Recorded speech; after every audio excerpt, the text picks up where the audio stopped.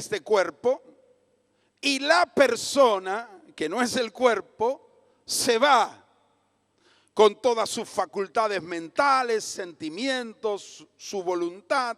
Así que la persona que somos nosotros, fuimos creados a imagen de Dios, que es espíritu. Lamentablemente hoy los hombres dan más importancia al cuerpo que al espíritu.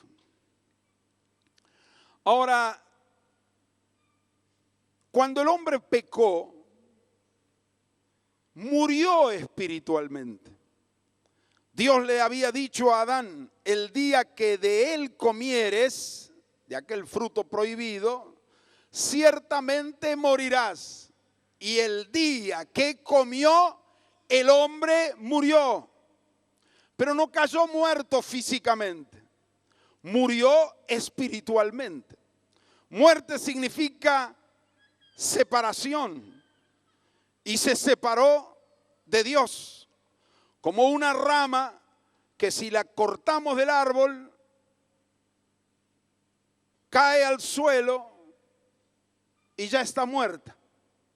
Aunque por un tiempo breve sigue teniendo el mismo color, el mismo sabor, la misma forma, pero es cuestión de tiempo, ya todo se va a marchitar.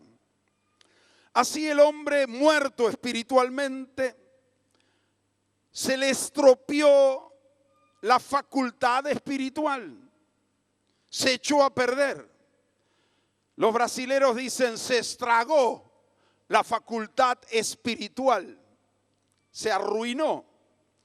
El hombre quedó separado de Dios, de la fuente de la vida y de la luz espiritual.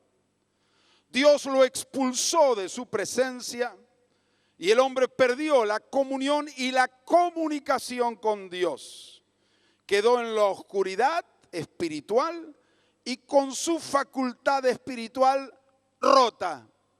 Se le rompió el aparato espiritual, la facultad espiritual de discernir, de percibir las realidades espirituales. Jesús dijo: lo que es nacido de la carne es carne.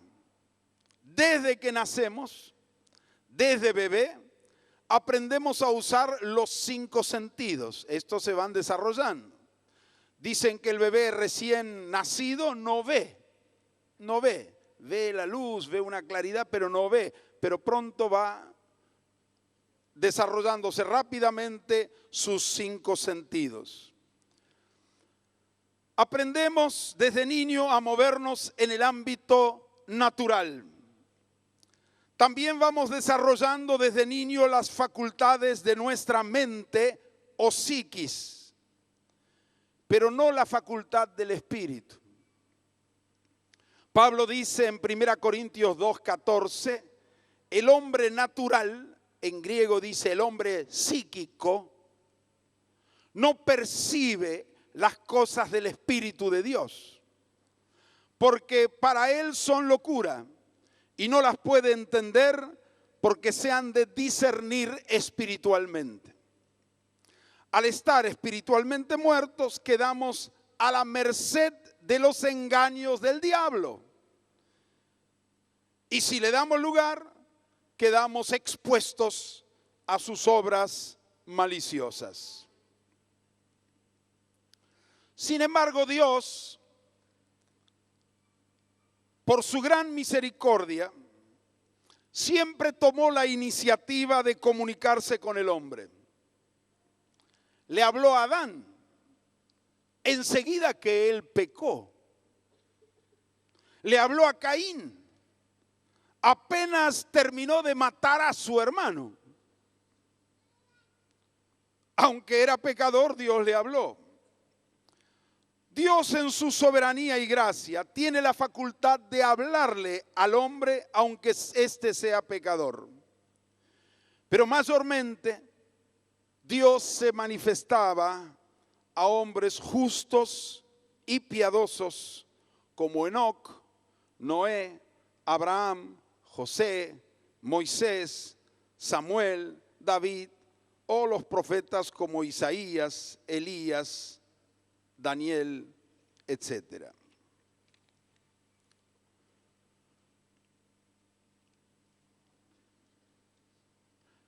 La Biblia dice que Dios, habiendo hablado muchas veces y de muchas maneras, en otro tiempo a los padres por los profetas, en estos postreros días nos ha hablado por el Hijo. El Antiguo Testamento está lleno de manifestaciones de Dios a los hombres a lo largo de la historia, especialmente en la historia del pueblo que Él escogió, Israel. Dios se revelaba a los hombres de muchas maneras, por palabras, como le habló a Noé, le dijo, va a venir un diluvio, hace un arca, construí un arca. Como le habló a Abraham, Dios le dijo, salí de tu tierra y de tu parentela, voy a hacer de ti una gran nación.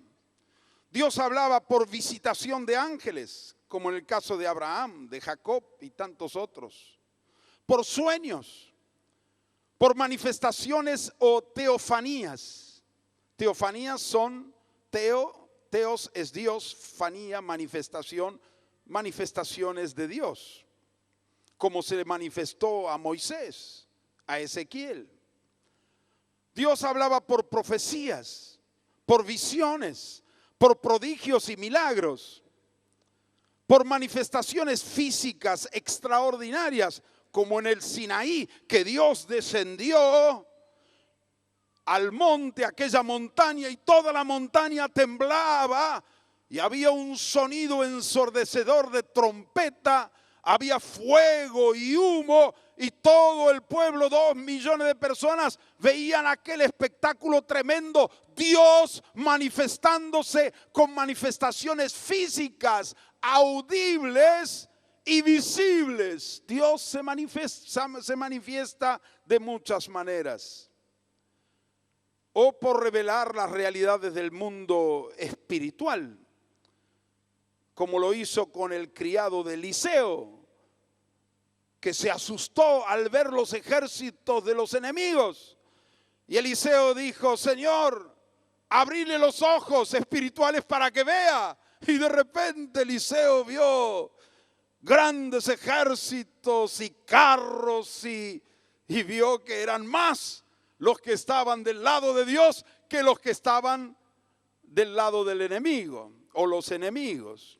Es decir, le abrió el sentido para poder ver la realidad espiritual. Pero en estos postreros días, dice Hebreos 1:1 y 2, nos ha hablado por el Hijo. Jesucristo es la máxima iniciativa de Dios en comunicarse con la humanidad. Su nacimiento estuvo lleno de fenómenos sobrenaturales. Su concepción fue virginal. En su nacimiento y concepción hubo visitación de ángeles, sueños, profecías, revelaciones, palabra de Dios. Su bautismo fue rodeado de sobrenaturalidad. El cielo se abrió, el Espíritu descendió en forma de paloma. El Padre habló desde el cielo con voz audible. Dios hace lo que quiere, se manifiesta como quiere y cuando quiere. El ministerio de Cristo estuvo lleno de milagros, sanidades, prodigios y maravillas. Él oía y veía permanentemente al Padre. Y dice, no puede el Hijo hacer nada por sí mismo, sino lo que ve hacer al Padre. Porque todo lo que el Padre hace, también lo hace el Hijo igualmente, porque el Padre ama al Hijo y le muestra todas las cosas que Él hace.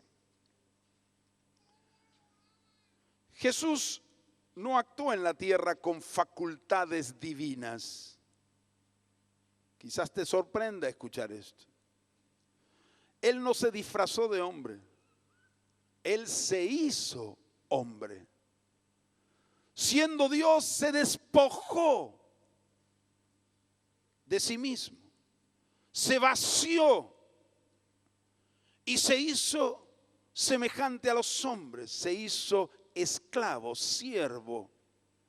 Y todo lo que hizo, lo hizo en dependencia del Padre. Por eso dijo, no puede el Hijo hacer nada por sí mismo. Pero Él, Jesús, como nunca pecó, Él no tenía las facultades espirituales estropeadas. Él tenía la facultad espiritual, su espíritu estaba vivo y podía comunicarse con Dios en la esfera espiritual siempre, permanentemente. Amén. Por eso Él tenía ese aparato, ese sentido, esa facultad espiritual intacta. Y Él veía a Dios, oía a Dios permanentemente. ¡Qué maravilla! Ahora Jesús vino al hombre para rescatar al hombre, muerto espiritualmente en sus pecados. Por eso habló de la necesidad del nuevo nacimiento. Y al nacer de nuevo, el hombre recupera su facultad espiritual, pero se tiene que desarrollar. Jesús le dijo a Nicodemo, el que no nace de nuevo no puede, fuerte, ver. ¿Qué ver? El reino de Dios. ¿Qué es el reino de Dios? Es Dios. Es Dios reinando. No puede ver a Dios. No puede ver su reinar. No lo ve. El que no nace de nuevo no puede percibir las realidades espirituales. Porque el reino de Dios pertenece al ámbito espiritual, celestial. Es como pedirle a alguien que no tiene nada de olfato que huela un perfume o una flor. O que le digas al que no tiene olfato, sentí el olor de este asado.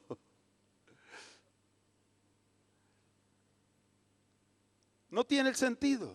Es como pedirle a un sordo que escuche un concierto de una orquesta sinfónica. Si es sordo total, no puede percibir.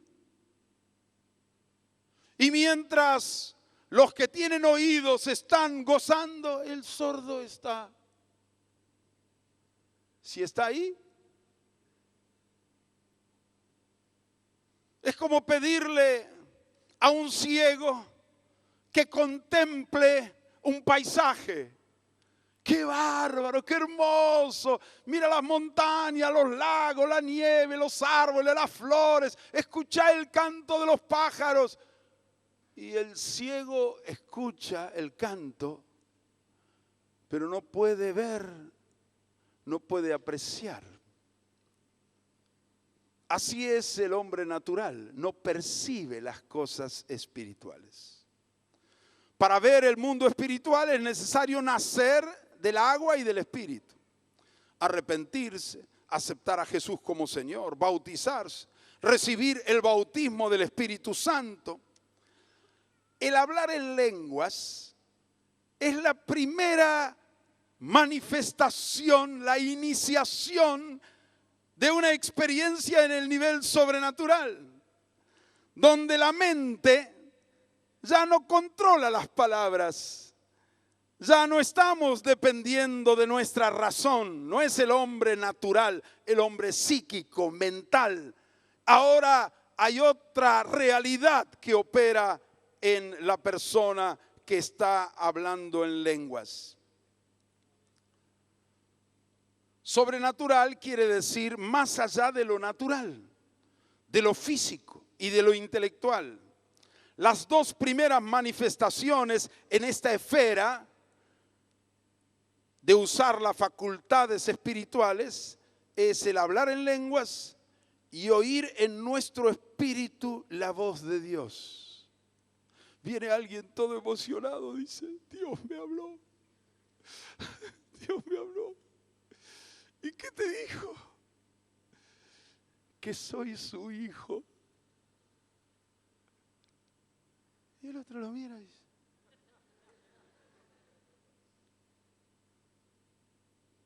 pero el que lo escuchó, ¿cómo valora esa palabrita nada más? Se está despertando la facultad espiritual de oír la voz de Dios. Ser lleno del Espíritu es experimentar a Dios en nuestro espíritu. Dios es vida, luz, amor, alegría, paz, fuego. Es difícil explicarlo, pero es real. Aleluya. Las palabras no nos alcanzan para decir lo que sentimos. O hablas en lenguas o reventás. ¿Cómo haces para decir lo que sentís de Dios? Entonces el Espíritu Santo nos introduce a una nueva dimensión espiritual. Nos da una nueva Biblia, aunque es la misma. Cuando el Señor me bautizó con el Espíritu Santo, yo estaba leyendo los profetas menores. Estaba aburrido, porque leía ordenadamente capítulo por capítulo para así leer toda la Biblia. Entonces estaba esperando que terminen los profetas menores para llegar al Nuevo Testamento. Y cuando el Señor me bautizó con el Espíritu, los profetas menores se transformaron en profetas mayores. El Antiguo Testamento se me transformó en Nuevo Testamento. Es el Espíritu que despierta. Y ya no es una lectura mental, intelectual, es revelación, es encontrarse con Dios, es estar en el lugar donde las lámparas se encienden y Dios te habla y Dios se revela.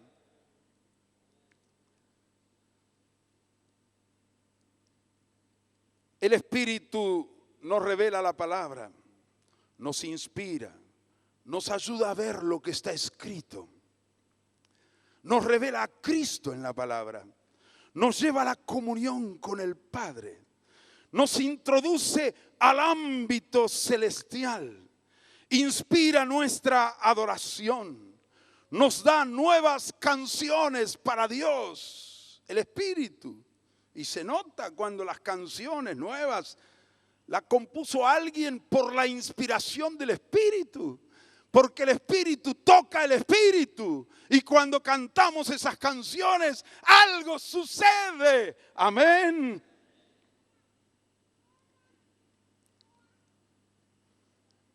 El Espíritu da testimonio a nuestro espíritu de que somos hijos de Dios.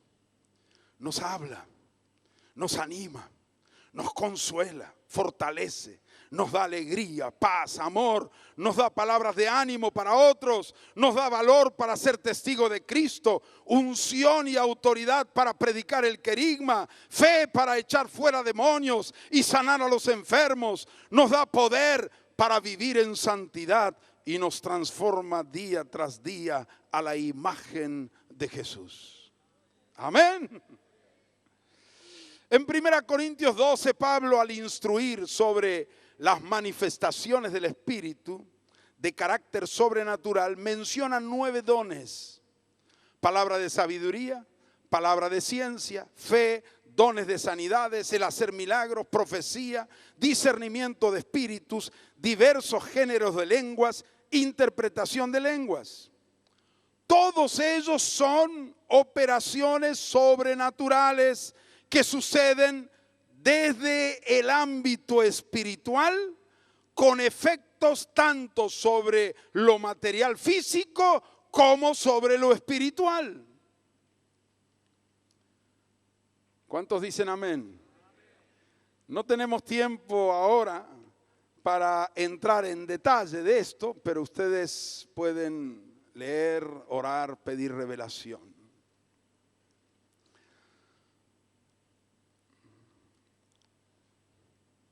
¿Cuál es la llave que acciona nuestra facultad espiritual? Porque dijimos bien el Espíritu, nacemos de nuevo, el Espíritu comienza, nos devuelve al nacer de nuevo esa facultad espiritual, pero hay que desarrollarla. Desarrollar los sentidos espirituales a través de la obra del Espíritu. Esa es la parte del Espíritu Santo. Pero ¿cuál es nuestra parte?